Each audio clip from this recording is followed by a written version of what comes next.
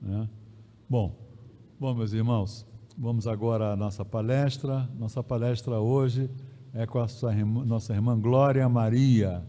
Toda Glória Maria é Glorinha, né? Toda Glória Maria é Glorinha. Ainda não vi nenhuma que não seja Glorinha. Mas a Glorinha, como carinhosamente é chamada por todos nós, é uma trabalhadora da casa de muito tempo. Ela já trabalhou, já foi coordenadora do Serviço de Orientação Mediúnica. Atualmente, ela é diretora, né, ou coordenadora da Escola do Evangelho Francisco de Assis. Já trabalhou também na Sala 14, né, Glorinha? Na Sala 14. Quer dizer, é uma ferramenta assim, mediúnica que nós temos, que o Frei Luís tem, e ajuda em todos os setores, né? Muito dedicada, compromissada, e, além disso, nos ajuda nas palestras também, né? Nos esclarecendo sobre a doutrina espírita. E hoje ela vem falar, que é uma área que ela muito conhece, mediunidade gratuita, né? Dar de graça aquilo que recebemos de graça. Glorinha, os bons espíritos possam lhe inspirar, e a palavra é sua.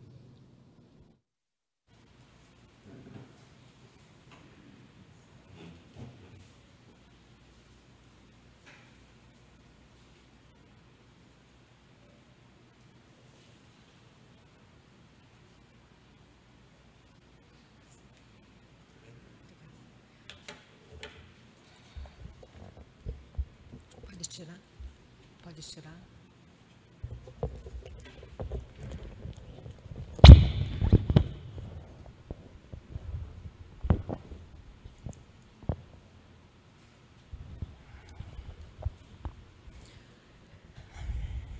Boa tarde a todos.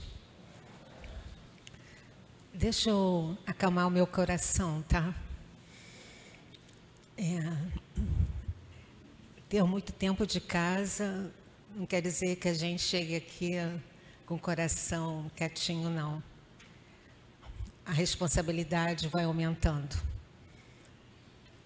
No momento, eu não sou da Escola Francisco de Assis. Eu estou, porque quando nós trabalhamos numa casa espírita, nós somos convidados pela espiritualidade. Então, no momento, eu estou como coordenadora. E hoje, a nossa conversa é sobre mediunidade gratuita.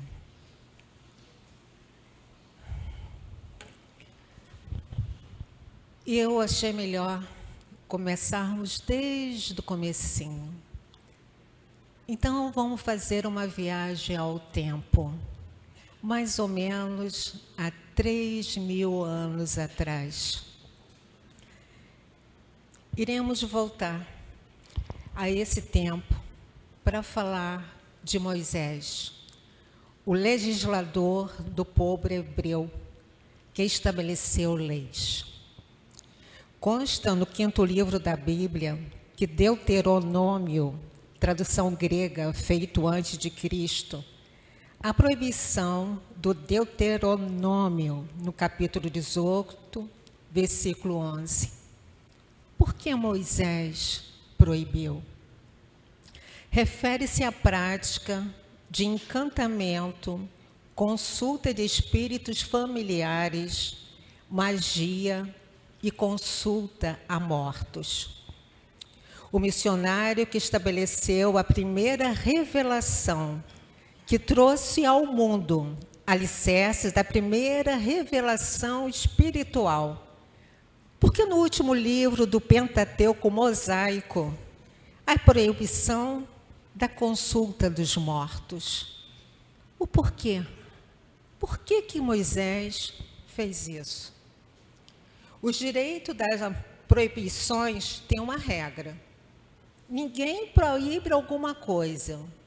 Se proíbe, alguma coisa está errada. O direito só proíbe condutas possíveis. podemos deduzir que essa proibição de Moisés era a grande revelação da imortalidade da alma.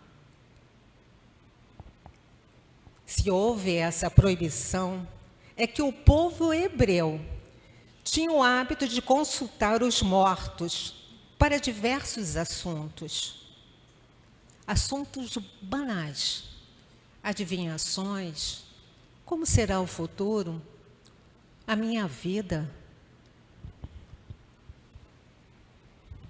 Cada estágio da evolução humana existe um missionário. A espiritualidade, amigas superiores, ela envia para a Terra missionários prontos para aquele momento que é necessário e que a humanidade precisa. Moisés era um tarefeiro com características próprias. Na época de Moisés, vamos encontrar a humanidade em estágio de infância espiritual, exigindo um legislador severo, disciplinador, duro, que oferecesse uma série de proibições que eram necessárias naquele momento. Mas iremos encontrar no livro de Números, capítulo 11, versículo 26 até o 28, que fala o seguinte: Moisés autoriza que Eldade e Meldade possam profetizar, ser médium, pois utilizava a mediunidade da forma certa, provando que a proibição não era sobre a mediunidade, e sim em como se praticava a mediunidade. E vamos perguntar, quem é Eldade e quem é Meldade? Quando Moisés aqui chegou, Deus enviou para ajudar 10 anciões. E esses dois faziam parte desses anciões que Deus pediu que viesse para ajudar Moisés. Então, ele deixou, porque ele sabia e ele conhecia esses dois. Então, eram únicos daquela época que tinha permissão de profetizar.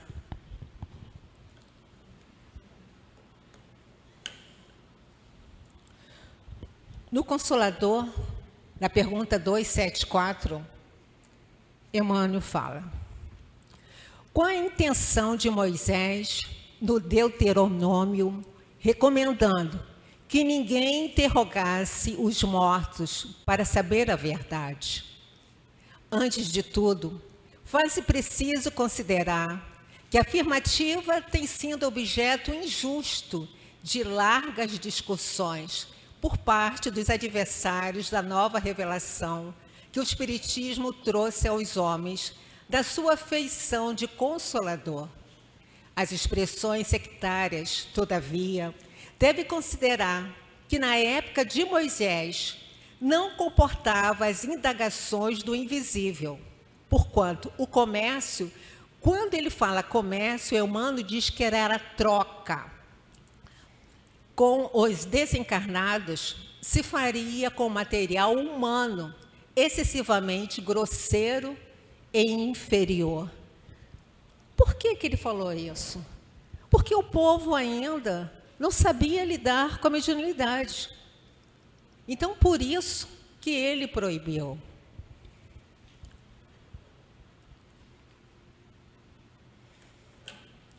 Há mais de 3.000 anos atrás, quando a humanidade se encontrava numa fase infantil, seria perigoso permitir esse intercâmbio, porque os homens ainda padeciam de uma infantilidade espiritual.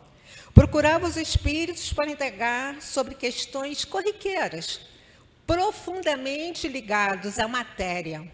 Não estavam sensibilizados para as profundas questões espirituais. Eles ainda eram infantis.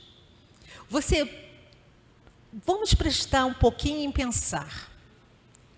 Olha como a espiritualidade superior, há mais de 3.000 anos, procurando, através dos missionários, Moisés, ensinar os nossos irmãos a usar a mediunidade.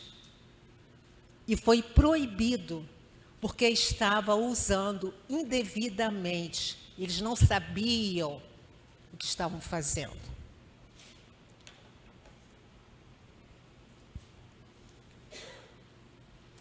Vamos falar agora da profecia de Joel, capítulo 12, versículo 28 a 32. Mais ou menos no século V, no período entre 514 a.C. e 400 a.C.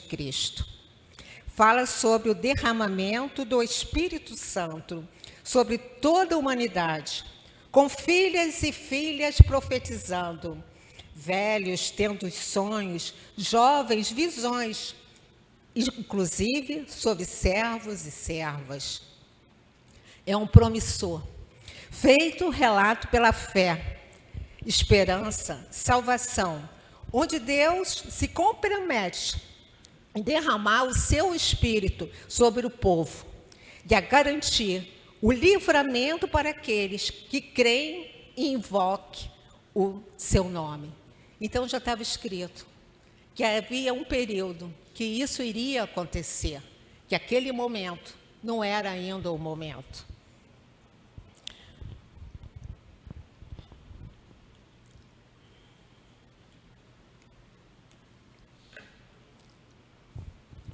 Chega Jesus na terra.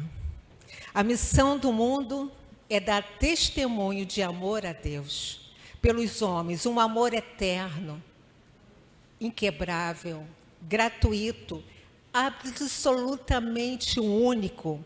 Retirar a humanidade do reino das trevas, introduzi-la no reino da luz. Então nós temos, na primeira revelação, teve um Messias duro, severo, disciplinador. E agora chega Jesus. Jesus chega com a sua calma, com seu amor, ensinando a como lidar uns com os outros, ensinando o amor. Aquela pessoa, que através do olhar, poderia ajudar. Esse era um momento necessário. Agora, ele ia mostrar como deveria usar a mediunidade com amor, com carinho, com respeito. Jesus escolheu pessoas de diversas origens e profissões, como pescadores, cozinheiros, até cobrador de impostos, para segui-lo.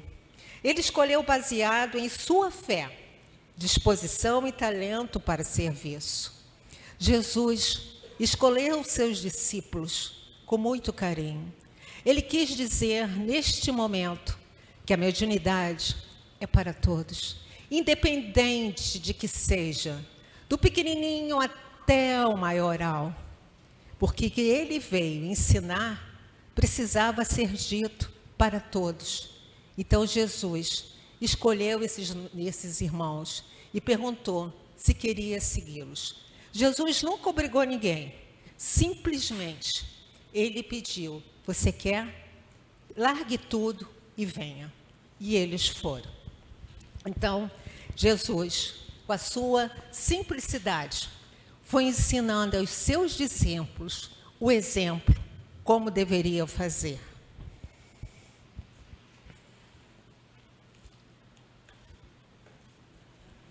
No Novo Testamento, relata que os discípulos, Pedro, Tiago e João, subiram com Jesus no Monte Tabor.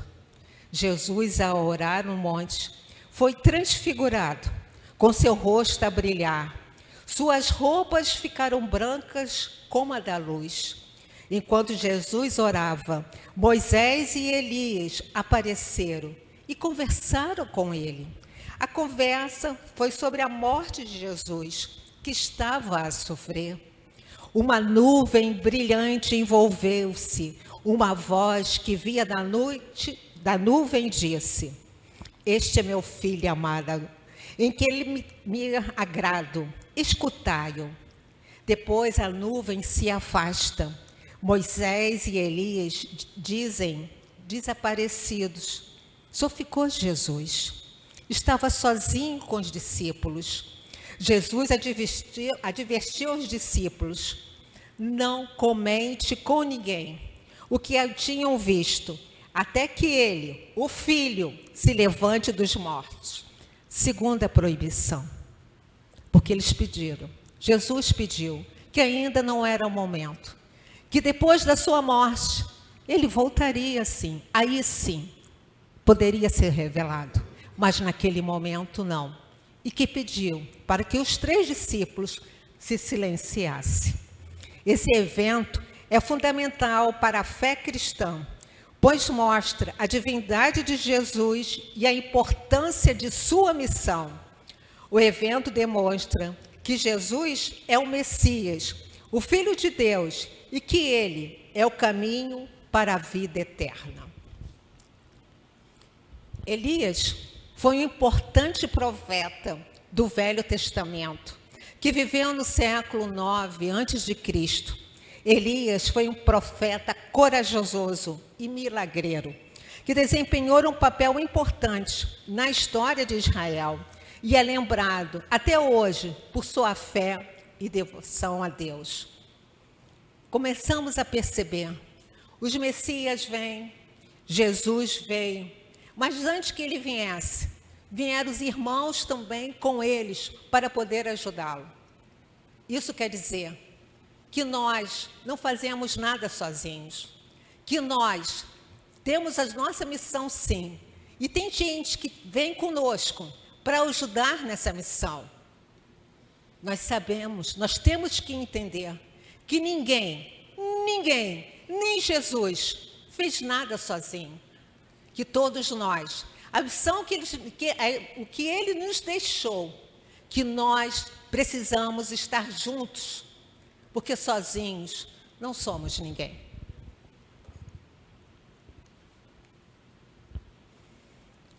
Pentecostes, Atos capítulo 2, versículos de 1 a 5. E cumpriu-se o dia de Pentecostes. Estavam todos reunidos no mesmo lugar. E de repente veio do céu um som, como de um vento, veemente e impiedoso, e encheu toda a casa que estavam assentados. Foi visto por eles línguas repartidas como de fogo, as quais pousaram sobre um deles. Todos foram cheios de Espírito Santo e começaram a falar em outras línguas, conforme o Espírito lhes concedia que falasse. E ali, que fenômeno é esse? Da psicofonia.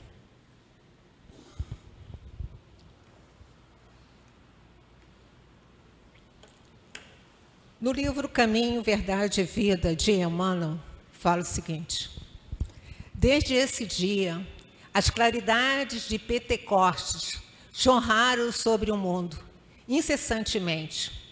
Até aí, os discípulos eram frágeis e indecisos, mas dessa hora em diante, quebraram as influências do meio, curam os reis da terra em nome de Jesus, estabelecera-se a era da mediunidade, alicerce de todas as realizações do cristianismo através dos séculos. Ressurge no espiritismo cristão como a alma imortal do cristianismo redivivo. E ali começou. Ali os discípulos saíam, faziam cura, porque eles já estavam acreditando. Eles sabiam que eles não estavam sozinhos.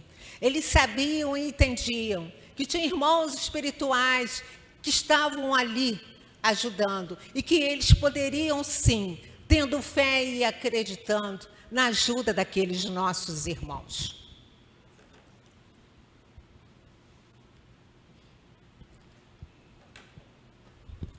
Qual a verdadeira definição da mediunidade? A mediunidade é aquela luz que seria derramada sobre toda a carne e prometida pelo Divino Mestre aos tempos do Consolador. Atualmente em curso na Terra. É uma das mais belas oportunidades de progresso e de redenção concedida por Deus aos seus filhos. É o atributo do espírito, patrimônio da alma imortal, elemento renovador da posição moral da criatura terrena, enriquecendo todos os seus valores no capítulo da virtude e da inteligência, sempre que se encontre ligada aos princípios evangélicos na sua trajetória pela face do mundo. Usar a mediunidade com dignidade. Usar a mediunidade com Jesus. E aí não tem erro. E é assim que devemos usar a nossa mediunidade. Começa uma nova era do cristianismo, onde homens e mulheres velhos morrem lutando por aquilo que acreditavam, para mostrar a sua fé. Entram na arena de circo romano, vão enfrentar os leões, vão ver seus filhos serem assassinados, vão doar a sua vida, sem medo, em prol da divulgação do cristianismo. É o fenômeno da mediunidade que nos torna espiritualizados, potencializa a nossa força, nos torna capazes de enfrentar todas as dificuldades, porque conseguimos entender que somos espíritos imortais. No momento que conseguimos entender isso, nasce dentro de nós uma força, porque acreditamos que nós não estamos sozinhos. Enfrentamos qualquer coisa para falar de Jesus. Lutamos, sim, para mostrar a nossa fé. E é isso que devemos fazer, sempre guiados com Jesus. Esses nossos irmãos não foram entendidos e morreram. Morreram porque eles tinham fé. Fé que a vida continuava. Fé na imortalidade da alma.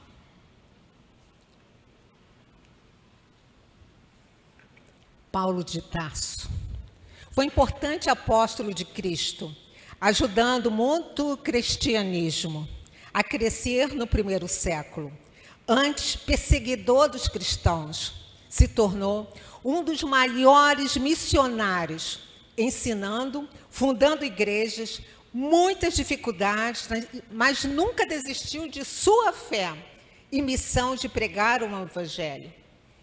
Um dia, Paulo estava desesperado, chorando, com medo, porque Jesus pediu a ele que divulgasse seu evangelho a todos os cantos do mundo. E Paulo já estava sentindo sem força, porque muitas perguntas ele não conseguia responder, muitos lugares ele não podia estar. E aí, o que fazer? E nesse momento, ele ficou tão desesperado e apareceu Jesus pertinho dele. Havia grupos em todos os cantos e muitas perguntas. Jesus apareceu e lhe falou: não se agaste com as necessidades do trabalho. Use os poderes dos espíritos. Poderás resolver em meu nome. Estevão permanecerá mais perto de ti, transmitindo os meus pensamentos, e o trabalho da evangelização poderá ampliar em benefício do sofrimento e da necessidade do mundo. E aí, o que aconteceu? A psicografia. Estevão foi o primeiro mártir que foi condenado pelo próprio Paulo. Verdugo e vítima, lado a lado agora, numa função diferente. Estevão iria interpretar o pensamento de Jesus e transmitir para Paulo. Os dois agora iriam trabalhar juntos. Aquele, Paulo, que matou Estevão, por causa que ele acreditava. Cristão, tinha fé e lutava. E agora, Jesus colocou para trabalhar junto com Paulo, de ser um intermediário para falar com Paulo.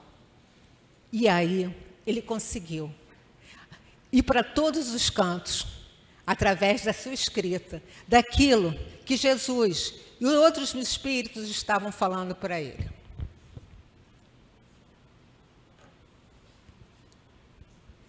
E aí, no século XIX, surge Allan Kardec, o codificador do espiritismo, educador francês, que sistematizou e organizou as informações sobre os fenômenos mediúnicos e as comunicações com espíritos, resultando a doutrina espírita.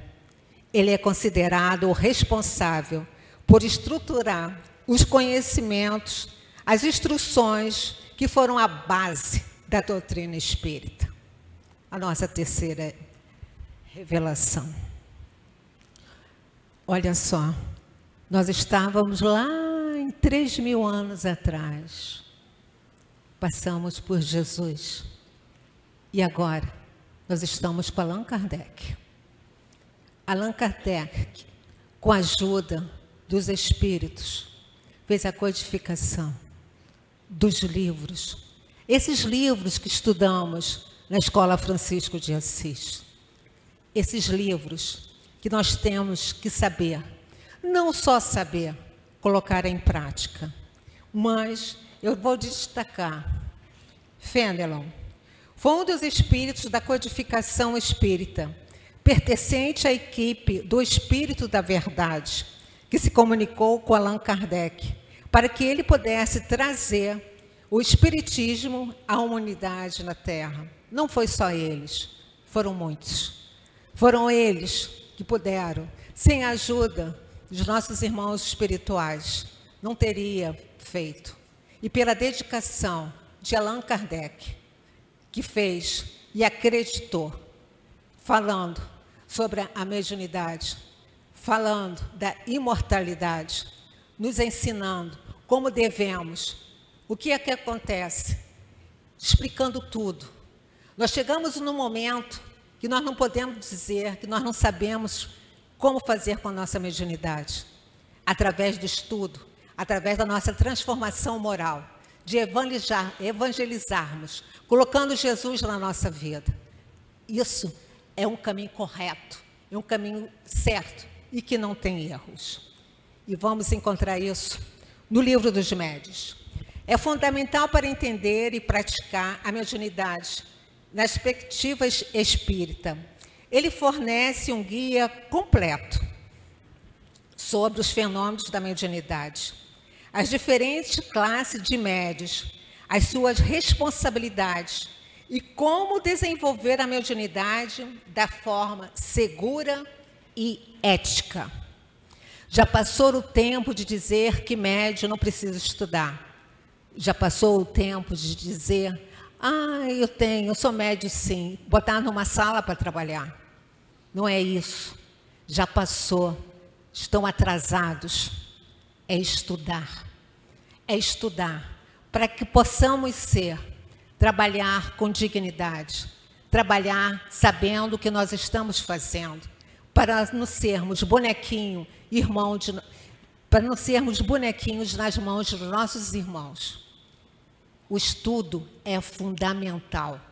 Um bom médium que quer mesmo trabalhar, em primeiro lugar, é o estudo, é se evangelizar. Moralmente também, porque assim teremos amigos, espíritos superiores, sempre nos ajudando, sempre nos amparando e sempre nos guiando. No livro Missionários de Luz, relata que Alexandre fez uma reunião no plano espiritual, convocou encarnados e desencarnados, espírita e espiritualistas, a maioria com tarefas ligadas à mediunidade, orientando para o trabalho mediúnico. Em nenhum momento nós deixamos de estudar. Em nenhum momento a espiritualidade nos deixa. E nós somos convocados, sim. Quando nós estamos, nosso corpo está descansando, o nosso espírito vai em reuniões. Por quê?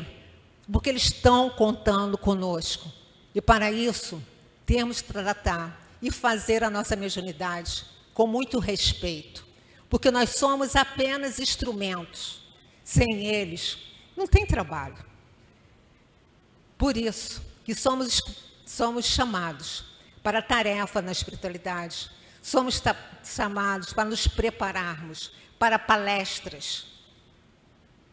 Para que, quando acordarmos, possamos também ajudar os nossos irmãos. Aqueles nossos irmãos que estão começando. É isso que nós temos que fazer.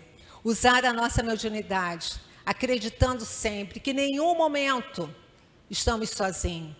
E qualquer tarefa que fizermos dentro de uma casa espírita, mesmo sabendo que os nossos irmãos estão conosco, nós temos que fazer a nossa parte, estudar, se preparar. Por quê? Para sabermos o que nós estamos falando. Teve uma vez que Divaldo falou, foi convidado para uma palestra. Aí ele pensou, não vou me preparar não. Joana de Ângeles sempre está lá comigo. Eu não vou. E não se preparou. Chegou, auditório lotado. Ele nem sabia o que ele ia fazer. Cadê Joana de Ângeles? Ficou desesperado. Quando ele viu, Joana de Ângeles estava na frente dele, olhando bem para ele. E ele, com aquele jeitinho dele, em pensamento, você não vem? Você não vem me ajudar? Ela foi e falou bem no ouvidinho dele, eu te ajudo, mas você tem que fazer a sua parte.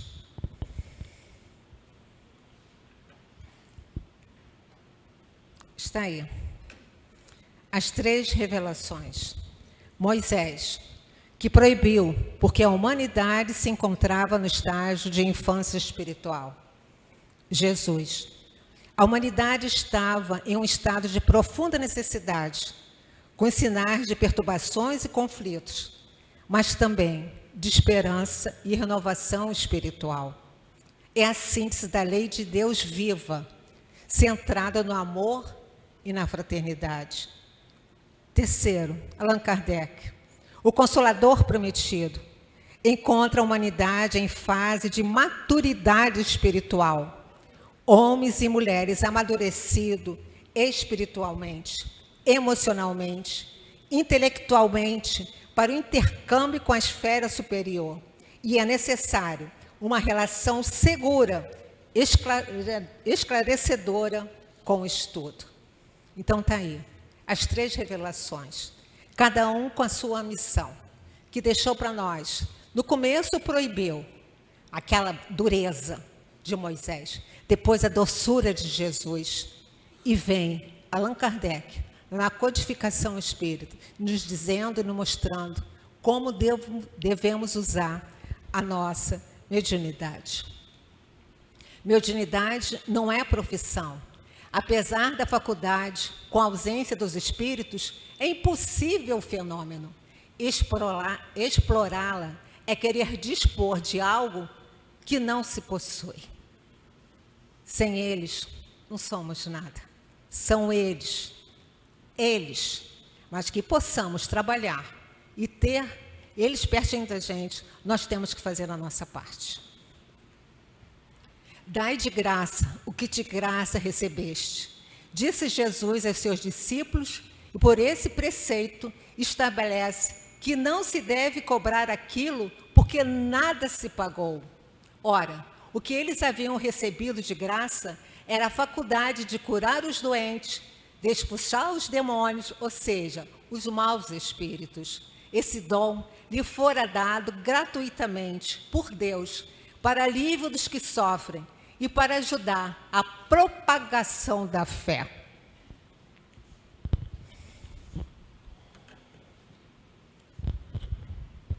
Após a terceira revelação, que descortinou e mostrou porque é a causa, a origem da mediunidade. A doutrina espírita esclarece todos os mistérios entre o céu e a terra, onde nos diz que somos espíritos imortais, que a mediunidade é coisa santa e que deve ser praticada santamente, religiosamente, que somos intérpretes dos espíritos, para instrução dos homens, para lhe mostrar o caminho do bem, conduzi-los à fé, não para lhes vender palavras que não lhes pertencem. A mediunidade não constitui privilégio e se encontra em toda parte. Fazê-la paga seria, pois, desviá-la do seu providencial objetivo. Devemos realizá-la com dignidade, respeito, e para isso devemos ser um instrumento afinado, fazendo a nossa parte, nos evangelizando, estudando, melhorando a cada dia moralmente, para sermos trabalhadores verdadeiros da seara de Jesus. Não há riqueza maior de amparar, acalentar, entender, auxiliar, respeitar, acalmar os nossos irmãos da caminhada. Que Jesus nos ilumine para sermos servos da sua seara de amor, usando a mediunidade que nos foi dada gratuitamente, com humildade e respeito, dignidade, e fazer o que o Senhor falou. Dai gratuitamente o que gratuitamente haveis recebido. Isso que devemos fazer. Trabalharmos na seara de Jesus com dignidade, honestidade, ajudarmos os nossos irmãos com muito carinho, ouvi-los, ter respeito também aos médios, esses médios que ainda não conhecem e ficam falando coisas que não deveriam, porque muitas vezes a fala daquele médio pode tirar um irmão da caminhada, pode tirar um irmão da escola Francisco de Assis, porque tem medo. Por quê? Porque eles não sabem, eles não conhecem a doutrina. Então, o nosso dever como médium, usar a nossa mediunidade com respeito, e principalmente com respeito daquele irmão que chega ali para tomar um passe. A nossa obrigação, o nosso dever é sempre dizer: coloque seus problemas na mão de Jesus, tenha fé, tudo vai dar certo. Ensiná-lo também, uma coisa que podemos dizer também: tenha fé, Jesus está sempre com você. Que a paz de nosso Senhor Jesus Cristo esteja em nossos corações, que possamos trabalhar a nossa mediunidade sempre com muito carinho, com muito amor, e sempre acreditando, fazendo a nossa parte. E se fizermos tudo certo, estaremos sempre com os nossos irmãos superiores, os espíritos bons, sempre nos amparando, nos ajudando no nosso trabalho mediúnico. Que assim seja. Graças a Deus.